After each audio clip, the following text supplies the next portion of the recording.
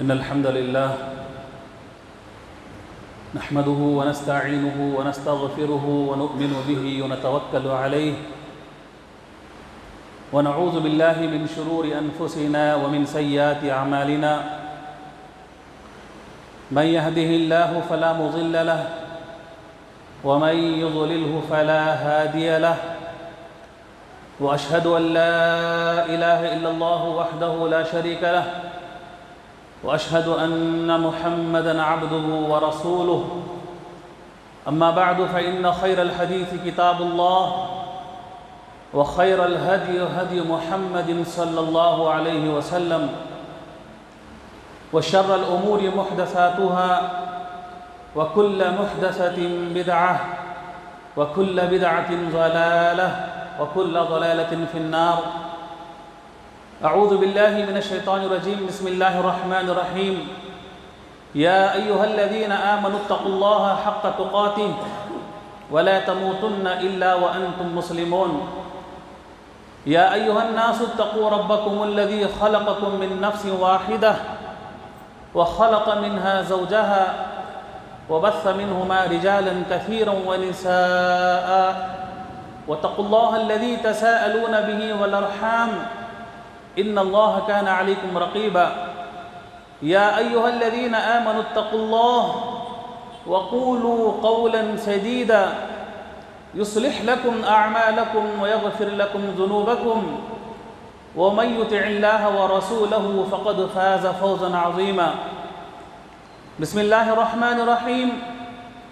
قاف والقرآن المجيد بل عجبوا أن جاءهم منذر منهم فقال الكافرون هذا شيء عجيب أإذا متنا وكنا ترابا ذلك رجع بعيد قد علمنا ما تنقص الأرض منهم وعندنا كتاب حفيظ بل كذبوا بالحق لما جاءهم فهم في أمر مريج أفلم ينظروا إلى السماء فوقهم كيف بنيناها وزيناها وما لها من فروج والأرض مددناها وألقينا فيها رواسي وأنبتنا فيها من كل زوج بهيج تبصرة وذكرى لكل عبد منيب ونزلنا من السماء ماء مباركا فأنبتنا به جنات وحب الحصيد والنخل باسقات لها طلع نضيد رزقا للعباد وأحيينا به بلدة ميتا كذلك الخروج.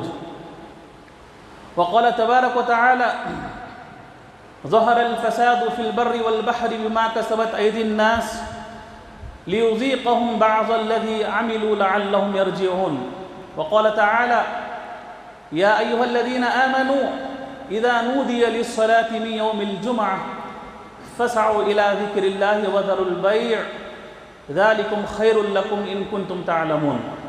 رب اشرح لي صدري ويسر لي أمري واحلل عقدة من لساني يفقهوا قولي رب زدني علما رب زدني علما رب زدني علما.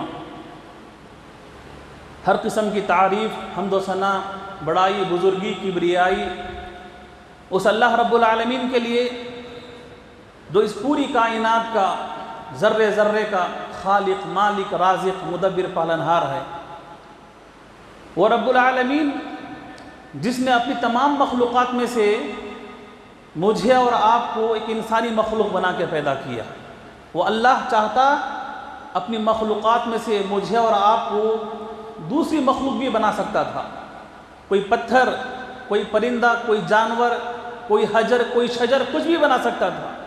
اللہ نے اپنی تمام مخلوقات میں سے مجھے اور آپ کو سب سے بہترین مخلوق جسے انسانی مخلوق کہتے ہیں اللہ نے مجھے اور آپ کو ایک انسان بنا کے پیدا کیا. انسانوں میں بھی ایک مسلمان بنا کے پیدا کیا.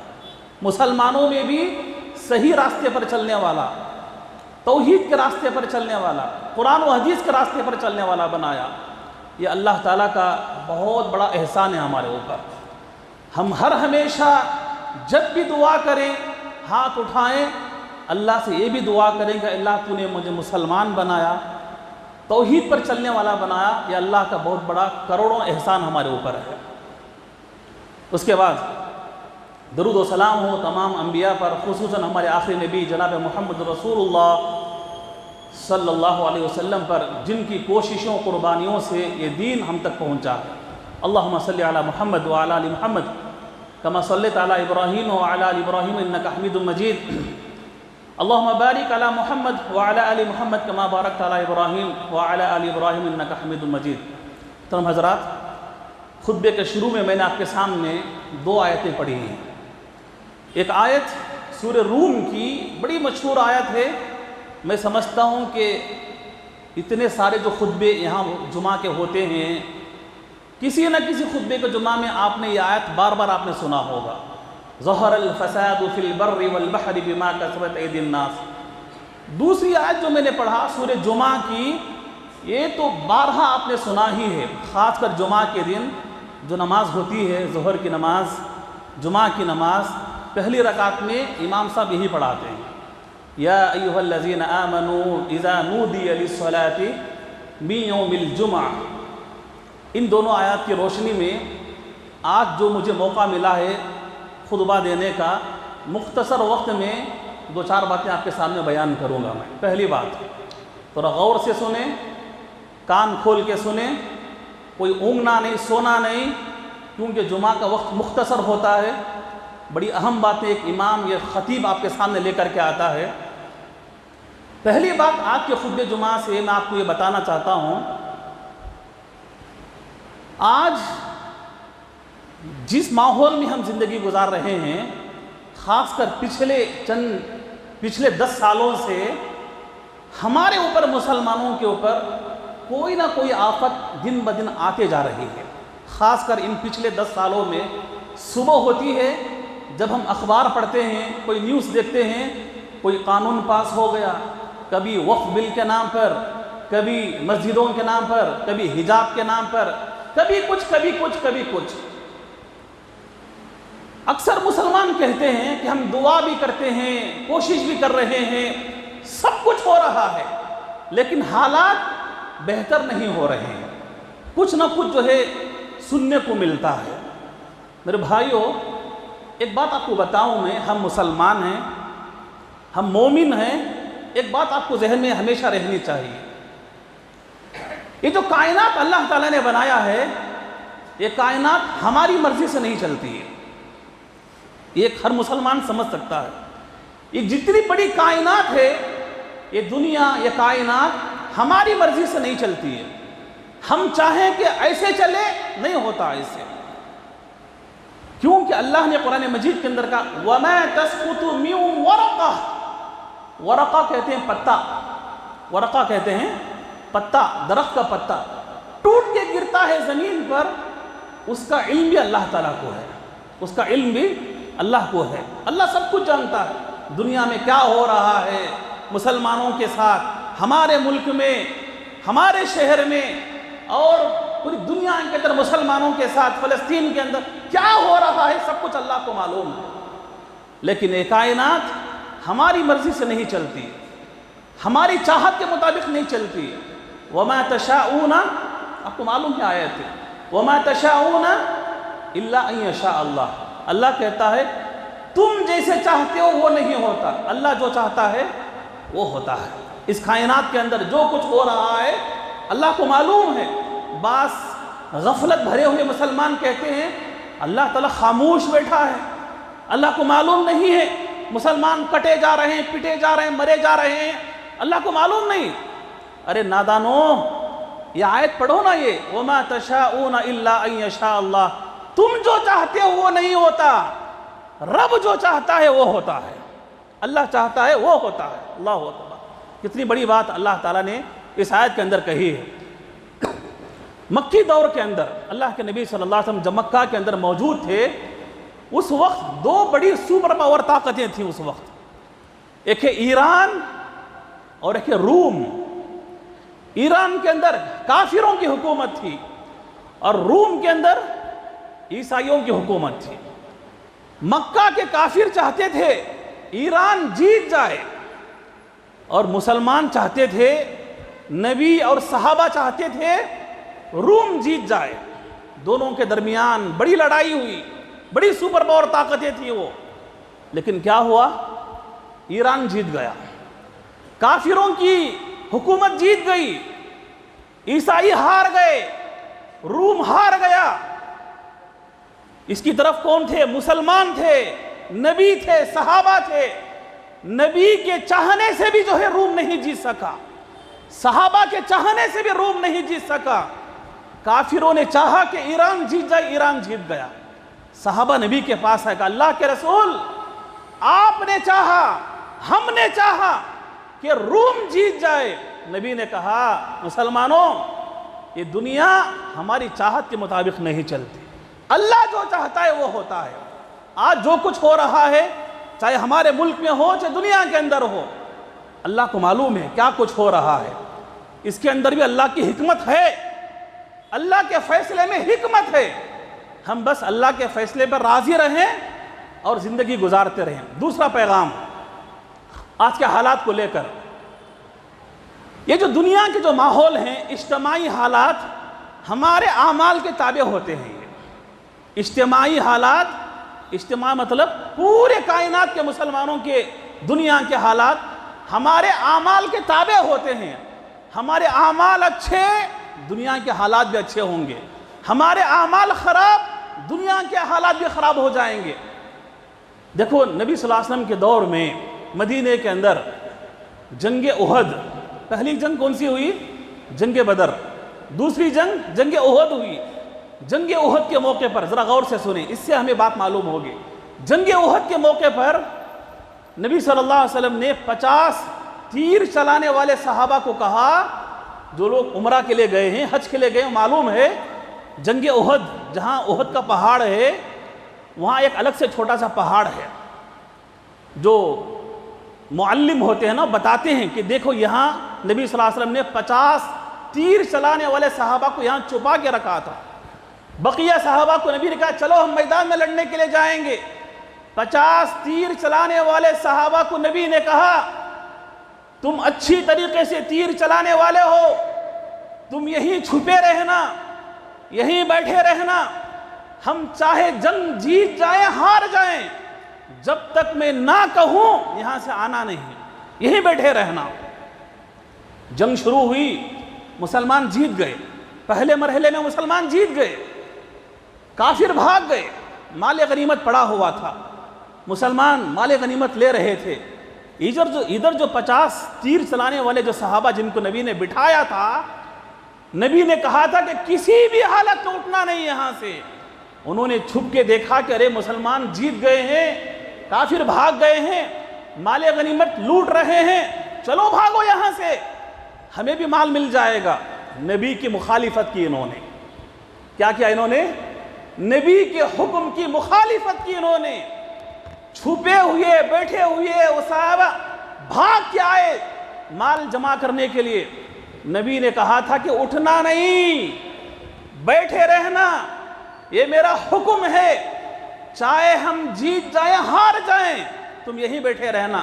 نبی کے حکم کی مخالفت ہوئی، وہ آئے بھاگے ہوئے کافر، دور سے انہوں نے دیکھا کہ یہ کون چھپے ہوئے تھے یہاں پر، پیچھے سے بھاگ کے آئے کافر، دوبارہ حملہ کر دیے مسلمانوں کے اوپر، دوبارہ حملہ کر دیے۔ جیتی ہوئی جنگ ہار گئی، 70 صحابہ شہید ہو گئے، نبی خود زخمی ہو گئے، نبی کے دان ٹوٹ گئے، نبی کے سر میں زخم آ گیا، گڑھے میں جا کے گر گئے، جیتی ہوئی جنگ ہار گئے۔ اللہ اکبر۔ مسلمان روتے ہوئے نبی کے پاس آئے، کہا اللہ کے رسول یہ کیا ہو گیا، ہم جیتی ہوئی جنگ ہار گئے۔ اللہ نے قرآن کے اندر کہا قُلْ هُوَ مِنْ عِنْدِ أَنفُسِكُمْ، اے مسلمانوں تمہارے کرتوت کی وجہ سے آج یہ ہوا ہے، تم نے نبی کے حکم کی مخالفت کی، اللہ نے فوراً وہی سزا دی، تمہیں فوراً تمہیں وہی سزا ملی۔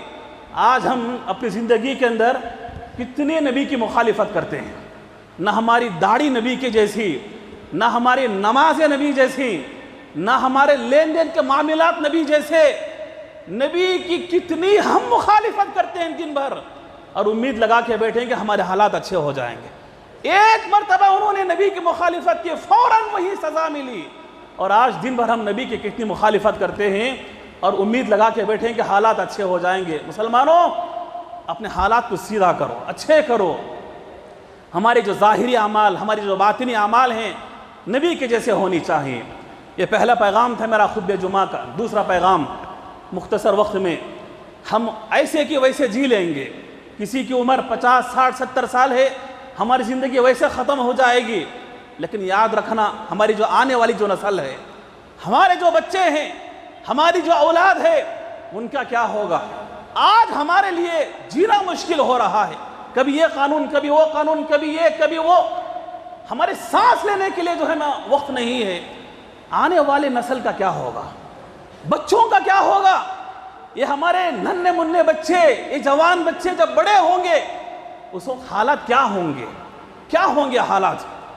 تجربہ کاروں نے لکھا ہے، NEP نیشنل ایجوکیشن پالیسی، آج کی جو پڑھائی جو حکومت نے لاگو کی ہے، ہمارے مسلمانوں کے تجربہ کاروں نے لکھا ہے، اگر کوئی بچہ شروع سے نرسری سے لے کر 10ویں تک اگر NEP کو پڑھ لیا، جو نیو ایجوکیشن پالیسی ابھی آئی ہوئی ہے، ہمارے بچے آئندہ چل کر نام کے مسلمان رہیں گے، اندر سے مسلمان ختم ہو جائیں گے۔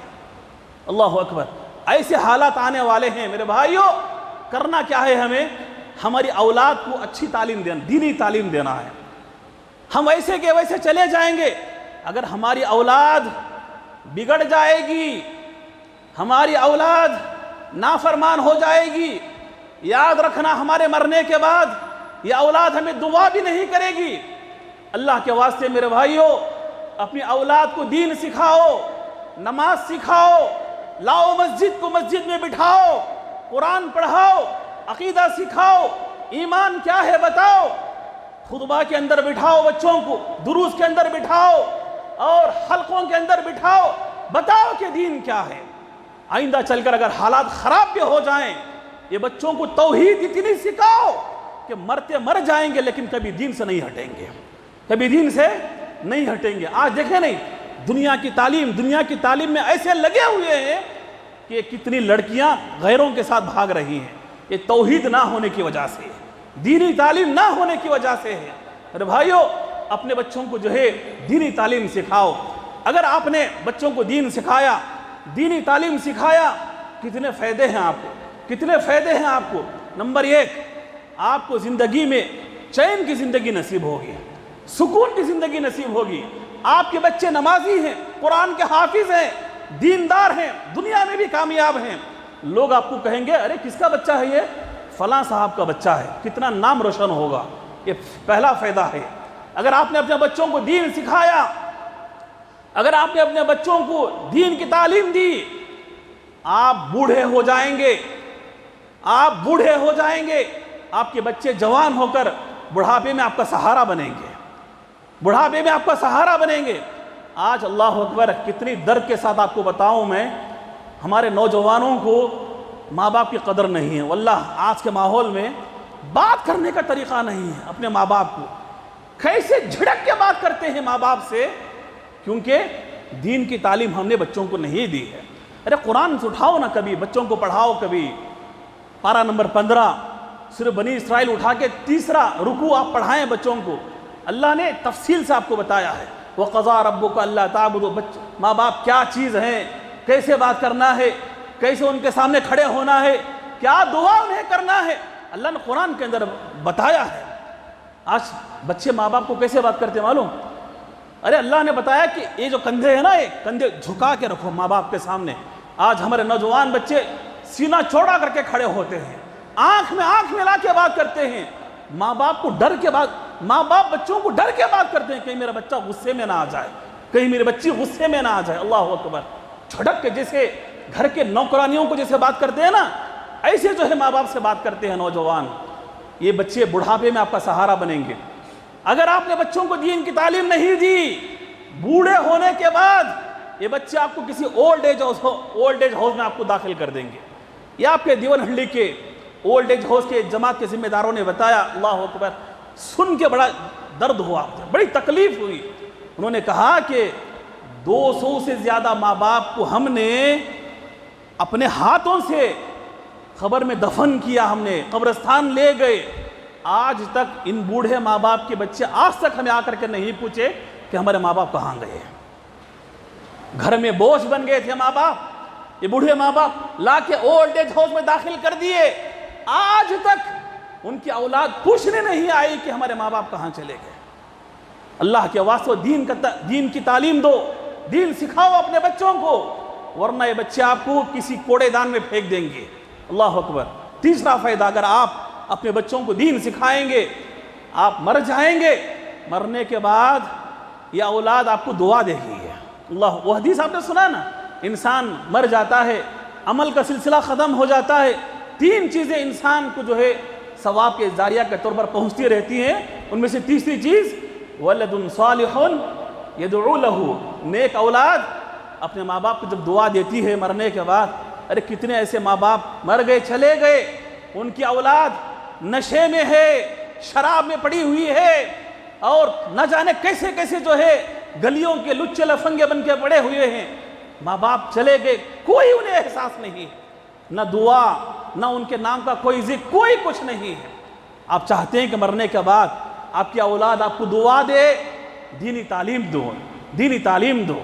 اور کتنے تو ایسے ہیں، ارے ایک جگہ کا میں نے سنا ہے کہ باپ کا جنازہ تھا، اس کا لڑکا قبرستان کے باہر کھڑا ہوا ہے. لوگوں نے کہا کہ ارے باپ کا جنازہ تو باہر کھڑا ہوا ہے، نماز ختم ہوئی ہے، نماز جنازہ.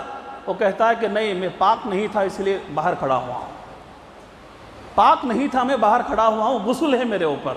اللہ اکبر. ایسی اولاد، کیا فائدہ ایسی اولاد. اللہ کے واسطے دین کی تعلیم دو اپنے بچوں کو.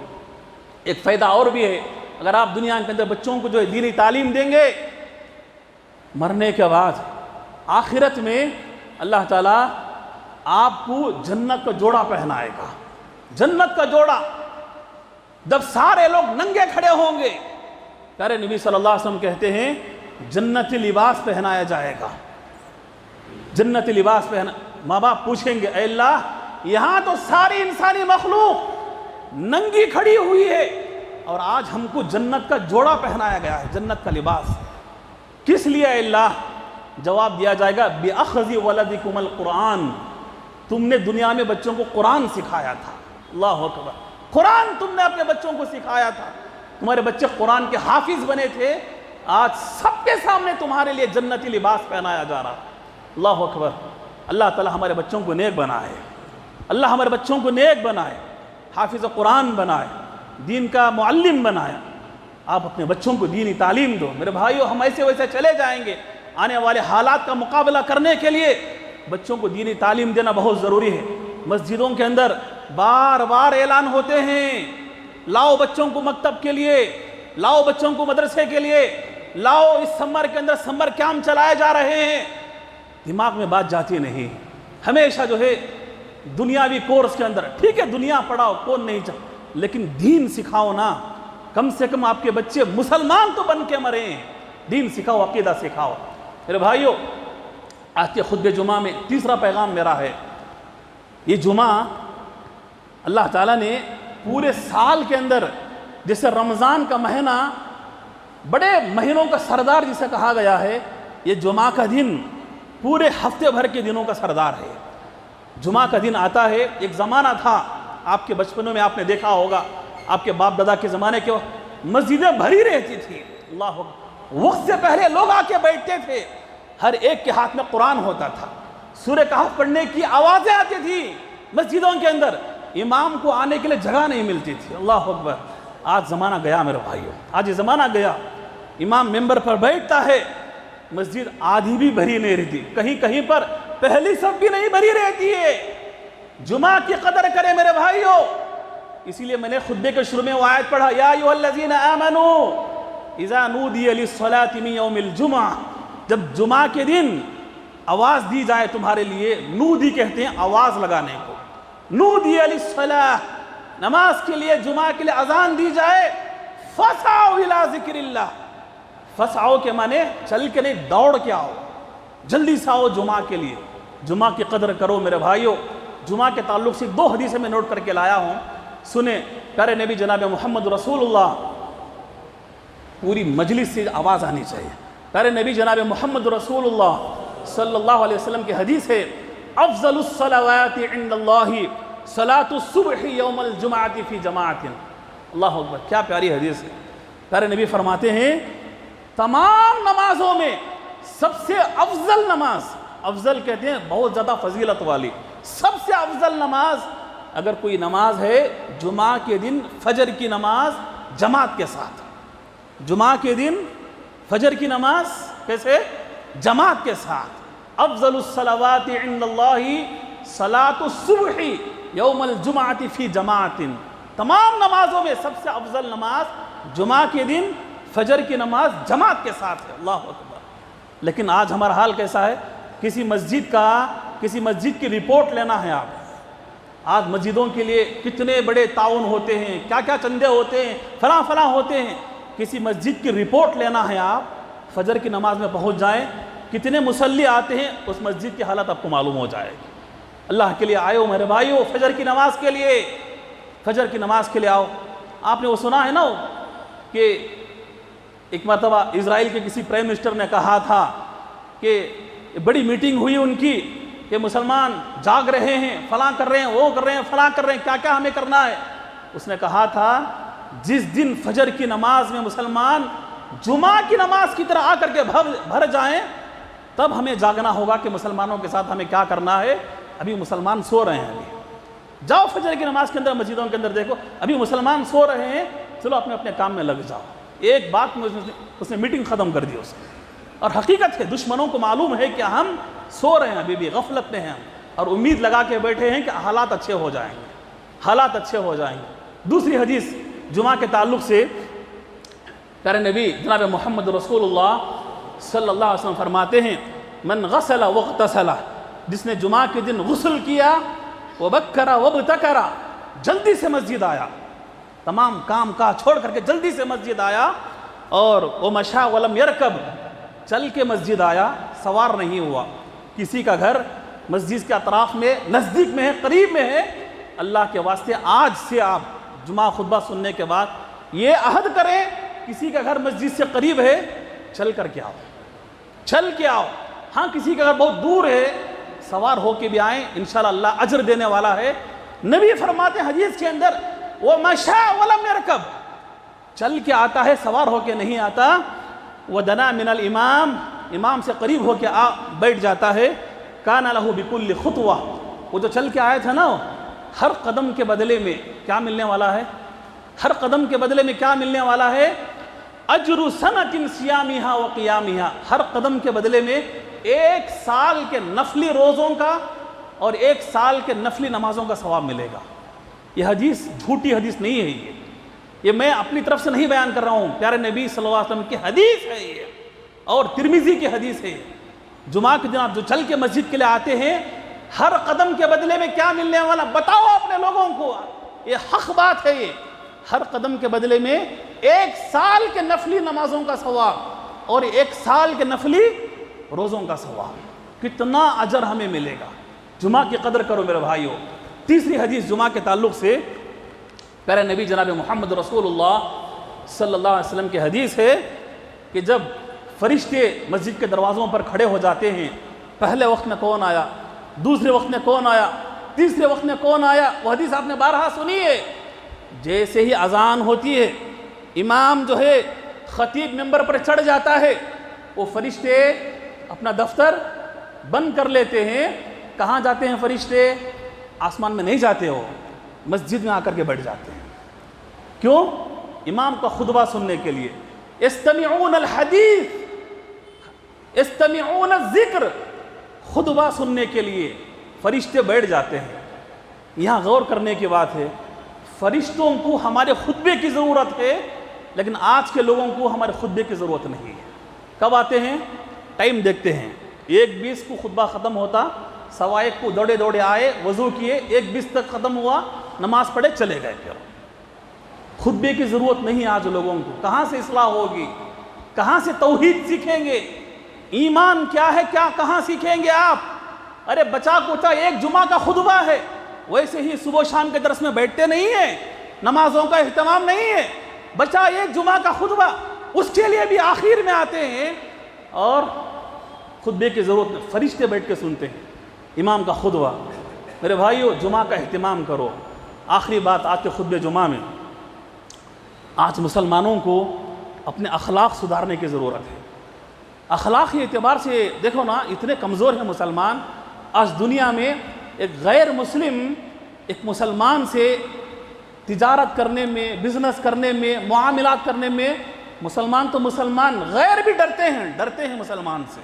کیونکہ ہماری جو شبیہ ہے، ہمارا جو ظاہری ہے، ہم نے ایسے بنا کے رکھا ہے.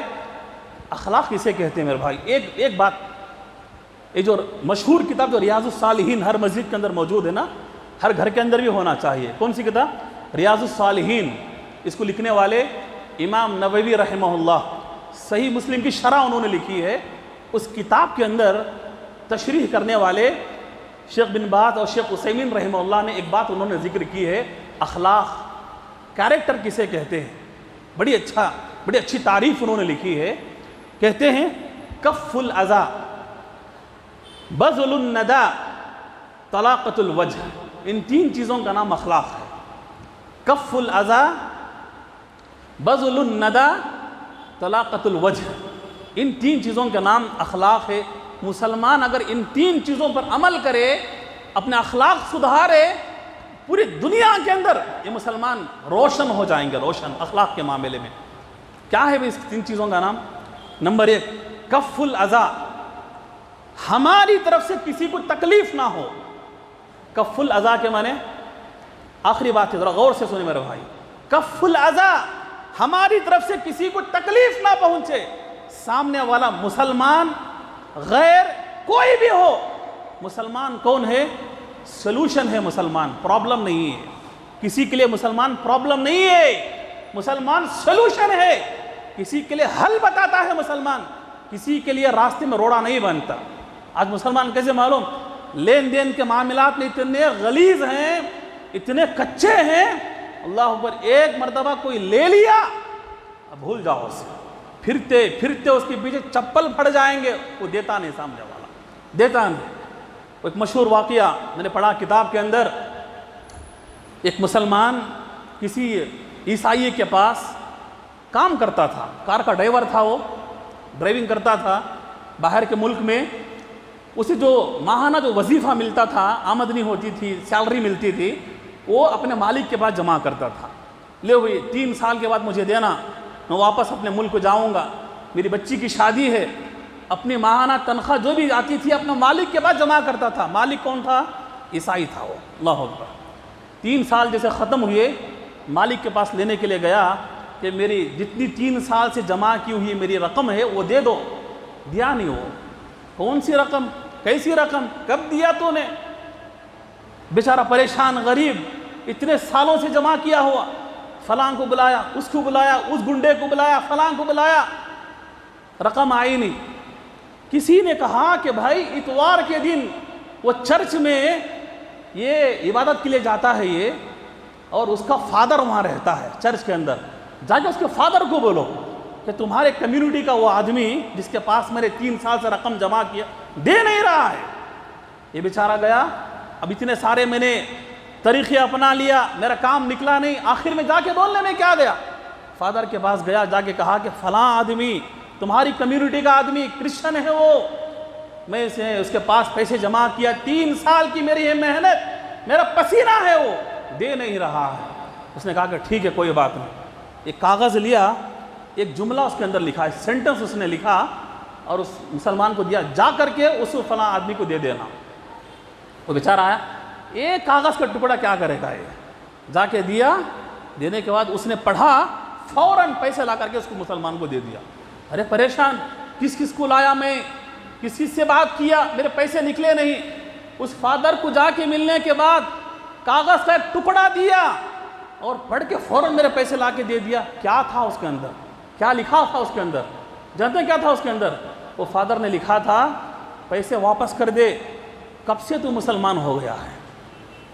کرسچن کو اس نے لکھا تھا کب سے تو مسلمان ہو گیا ہے، پیسے لے کے ڈبو دینا یہ مسلمانوں کا کام ہے، تو کب سے مسلمان ہو گیا؟